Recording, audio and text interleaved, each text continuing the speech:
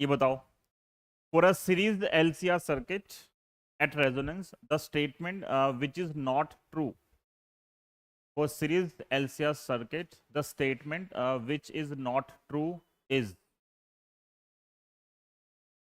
Series LCR circuit at resonance, at resonance power factor क्या होता है?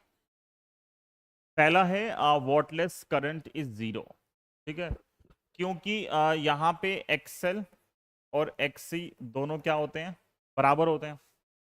सीरीज रेजोनेंस के अंदर एक्सएल एक्ससी क्या होते हैं? बोला which statement is not true. पहला है वॉटलेस करंट जो है वो क्या है? जीरो है। ठीक है, एक्सएल एक्ससी क्या है? बराबर है। ठीक है, तो अगर एक्सएल एक्ससी बराबर होंगे और यहाँ लिखा हुआ है एक तो वॉटलेस करंट क्या है? जीरो है, मतलब करंट है ही नहीं। क्यों है वॉटलेस करंट जीरो? क्योंकि अगर एक्सएल एक्ससी बराबर है, सारा जो वोल्टेज है, पूरी की पूरी वोल्टेज वो किसके पास है? वो सारी वोल्टेज रेजिस्टेंस के पास है। किसके पास है? रेजिस्टर के पास है। अगला पार्ट है power factor is zero, but मुझे पता है एट रेजोनेंस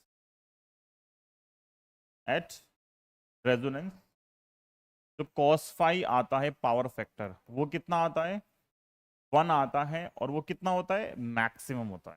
ठीक है ना, रेजोनेंस पे पावर फैक्टर क्या होता है? मैक्सिमम। यहाँ क्या लिखा हुआ? Power factor zero. तो ये जो है विच इज नॉट ट्रू, तो ये ट्रू नहीं है।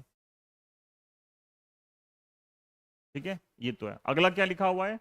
Peak energy stored by capacitor is equal to peak energy stored by inductor. ये हमारा आज का सेकंड क्वेश्चन भी था। ठीक है, कि रेजोनेंस पे अगर आर है तो एनर्जी क्या करती है? ऑसिलेट करती है, इंडक्टर से कैपेसिटर, कैपेसिटर से इंडक्टर। तो दोनों एनर्जी हमेशा क्या होती है? बराबर होती है। अगला है एवरेज पावर और एपरेंट पावर। तो पता है पावर का फॉर्मूला क्या था? पावर का फॉर्मूला था E R M S I R M S into cos phi. Resonance पे कॉस फाई 1 होता है, इसको बोलते हैं एपरेंट पावर। ये क्या होती है? True power. तो अगर ये 1 हो गया तो ये पावर और ये पावर दोनों क्या आएंगी? बराबर आएंगी। तो ये भी करेक्ट है, ये भी करेक्ट है, ये इनकरेक्ट है। ठीक है, तो क्या आंसर सही है हमारा? जो पावर फैक्टर है वो जीरो नहीं होता, ये क्या होता है? Is equal to 1। ये करेक्ट है, ये इनकरेक्ट है। ठीक है,